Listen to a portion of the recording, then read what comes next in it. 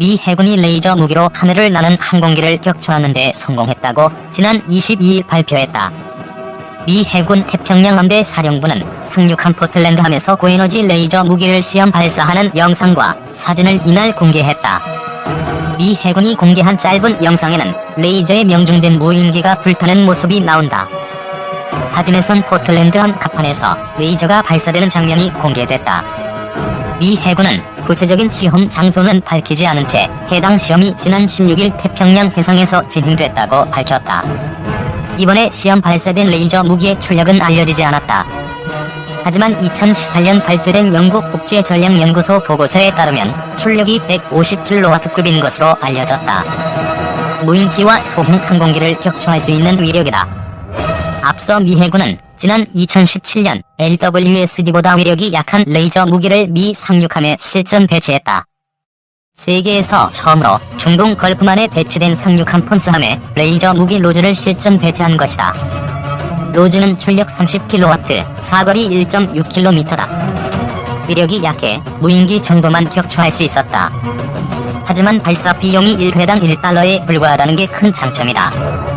한 발당 수십만 달러 이상인 미사일에 비해 훨씬 싼 것이다. 레이저 무기는 미사일에 비해 발사 비용이 싸고 훨씬 빨리 대응할 수 있다는 게 강점이다. 하지만 안개가 끼거나 비가 오는 등 날씨가 좋지 않을 때는 제대로 작동하기 어렵다는 게 치명적인 약점이었다. 하지만 기술의 발달로 이런 단점들이 조금씩 보완돼가면서 무인기 및 항공기, 미사일 요격 무기로 각광받고 있는 것이다.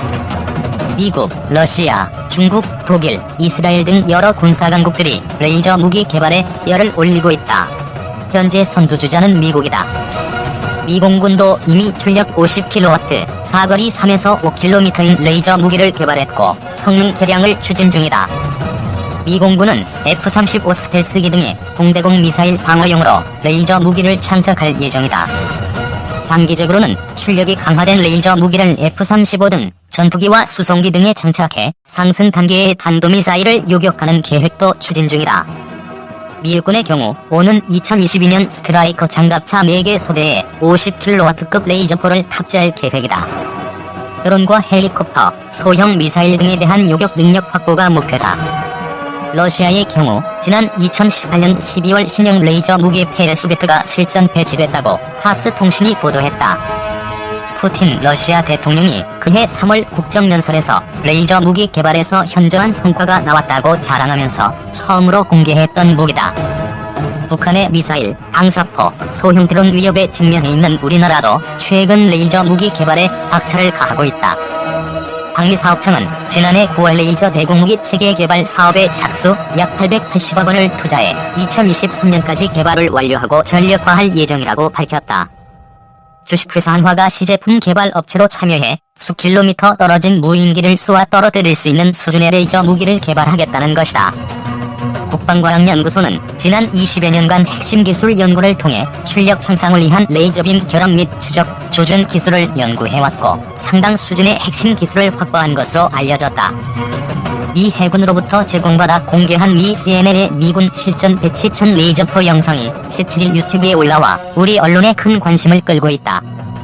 언론들은 빛으로 속도로 빠른 레이저포이기 때문에 목표물을 추적할 필요 없이 쏘기만 하면 바로 목표물에 명중되고 초기 설치비는 비싸지만 한 발 발사하는 데 드는 비용이 수천원에 불과해 매우 저렴한 비용으로 공격할 수 있는 장점이 있다며 무서운 무기라고 보도하고 있다. 사실 미국의 최근 첨단 요격 미사일의 경우 GBI 미사일은 7,500만 달러나 나가고 헬파이어 대전차 미사일도 수천만 원이나 간다. 따라서 저렴한 레이저 무기로 대체할 수 있다면 미사일 요격망을 획기적으로 강화할 수 있으며 공격력도 과거와는 차원이 다르게 높일 수 있을 것이다. 그래서 관심을 가지고 살펴보았는데 결론은 별거 아니었다. 이번에 실전 배치했다고 공개한 레이저포는 그저 날아다니는 가까운 거리의 드론이나 요격할 수 있을까 싶은 정도였다. 실제 공개한 미 해군 영상에서도 조그마한 드론 목표기를 띄워놓고 레이저포를 쏘아 떨어뜨렸는데 그것도 레이저를 쏘자마자 떨어진 것도 아니고 한참 지저대자 떨어졌다는 것이다. 미군은 오래전부터 레이저 무기 개발에 많은 돈을 투자해왔다. 미봉토를 공격해오는 상대의 탄도미사일을 발사 직후 상승 단계에서 레이저포로 요격하는 무기 개발에만 50억 달러, 한화 6조 원을 투자했지만 만족할 만한 위력과 사거리가 나오지 않아 오바마 정부 때 돈만 먹는 하마라며 중단한 적이 있다. 이 미사일 요격용 레이저 무기가 대기가 거의 없는 우주 공간에서는 꽤 위력을 발휘하는 것으로 알려져 있다. 굴절이나 간섭 현상이 거의 없기 때문이다. 미국은 우주 공간에 이런 레이저 무기를 장착한 위성을 띄워놓고 자국에 접근하는 대륙간 탄도미사일을 요격하는 체계를 구축하고 있을 것이란 소문이 끊이지 않았지만 매우 중요한 군사비밀이라 미국도 자세한 내용은 공개하지 않고 있다. 그런 무기를 미국이 구축하고 있음을 러시아가 간접적으로 인정한 바 있다. 러시아의 신형 대륙간 탄도미사일 사르마세에 이 레이저 요격을 무력화시키는 기능을 추가하였다고 발표한 것이다. 거울 효과를 이용해 반사를 하는 것인지 레이저포의 위력을 이겨낼 수 있게 모든 설계를 튼튼하게 한 것인지는 모르지만 레이저포에 맞더라도 전혀 손상을 입지 않고 내부 장치도 전혀 고장이 나지 않게 만든 신형 대륙간 탄도미사일 사르맛 개발에 성공했으며 2018년 실전 배치를 계획하고 있다고 러시아 국방부에서 발표하였다. 레이저 무기란 것을 미국도 함선, 헬기, 차량 등의 프로토타입 즉 시범 생산 배치만 하고 있을 뿐 그 위력을 확신하지 못해 실전 배치를 거의 하지 못하고 있다. 이번에 공개한 레이저포도 과거 미국이 함선에 장착한 시범 생산 제품과 거의 같다. 뭐가 달라졌는지 비교조차도 없다. 그저 군사비밀이라고 자세한 내용은 밝힐 수 없다는 것이다. 물론 앞으로 연구를 거듭하면 더 위력적인 레이저 무기를 개발할 수는 있을 것이다. 하지만 상대방도 결코 놀고만 있지는 않는다. 첨단 과학기술이 세계적으로 확산된 시대에 절대적 군사 우위를 정하는 일이란 거의나 불가능해지고 있다. 이제는 무기로 세계를 지배하는 시대가 끝났음을 미국도 인정하고 국제사회와 평화공존하는 호혜병등한 나라로 거듭나는 길을 찾아야 할 것이다. 정말 끝까지 무기 경쟁에 매달린다면 그간 미국에 당하고 당해온 수많은 나라들도 첨단 무기 개발에 나설 것이며 결국 가장 큰 위험에 빠지게 될 나라는 가장 많은 전쟁 범죄를 저질러온 미국이 될 것이다. 시리아와 예멘에서도 미군 무기들이 맥을 못 추고 있다는 사실을 미국은 인정하기 싫어도 인정해야 할 것이다. 미군의 첨단 함선이 예멘 후티 반군의 평범한 대한미사일 한 방에 격침 수장되는 모습을 보면서도 정신을 차리지 못한다면 미국 본토의 운명이 그 미군 함선의 운명처럼 처참하게 끝날 가능성이 높다. 어디 북만 대륙간 탄도미사일을 가지려 하겠는가? 미군에게 위협을 받는 모든 제3세계 나라들도 다 미봉토를 공격할 수 있는 그런 무기를 어떻게든지 개발하려 할 것이다. 과학기술에 발전하면 어느 나라나 그것이 가능해지게 될 것이다. 한화 방산계 열사들이 15일 경기도 성남 서울공항에서 개막한 서울국제항공우주 및 방위산업전시회의 첨단화, 지능화, 무인화 솔루션을 소개했다. 1320제곱미터 규모의 대형 전시 부스를 마련한 한화 방산계 열사는 첨단화 솔루션이 적용된 대표적인 무기체계로 레드백 장갑차, 레이저 폭발물 처리기, 개인 전투체계, 차기대공화기 등을 전시했다. 특히 최초 실물이 공개된 레드백 장갑차는 검증된 K9 자주포의 파워팩과 30mm 기관포, 대전차 미사일, 원격 무장 등이 장착된 포탑, 최첨단 방호 시스템이 결합된 미래형 전투 장갑차다. 최근 호주군 미래형 궤도 장갑차 획득 사업에서 최종 후보 장비 중 하나로 선정되기도 했다. 함약과 미사일의 대체제로 평가되는 레이저 무기체계도 처음으로 공개됐다. 고출력 광섬유 레이저를 활용해 폭발물을 처리하는 레이저 폭발물 처리기는 극초 폭발물이나 중소구경 탄약을 무력화하는 미래형 무기체계다. 개인 전투체계는 네트워크 중심의 미래 전장에 대응하기 위해 전투원 개인 장비의 지휘 통제 기반 첨단 기술을 적용한 시스템이다. 전투원의 생존성과 임무 지속성, 기동성을 향상시켜준다. 이밖에 소형 무인기 위협에 대한 차세대 솔루션인 차기대공화기도 실제 크기의 모형으로 전시했다. 차기대공화기는 무인화, 모듈화 포탑으로 설계돼 다양한 플랫폼에 탑재할 수 있다. 소형 표적 탐지 레이더와 공중 폭발탄을 이용해 드론 등 소형 기체에 효과적으로 대응할 수 있다. 지능화 솔루션 분야에서는 탄도탄 작전 통제소 성능 개량 사업, CR 무전기 실험 모델 등을 소개했다. 탄도탄 작전 통제소는 탄도탄 방어 작전을 총괄하는 지휘 통제 기구다.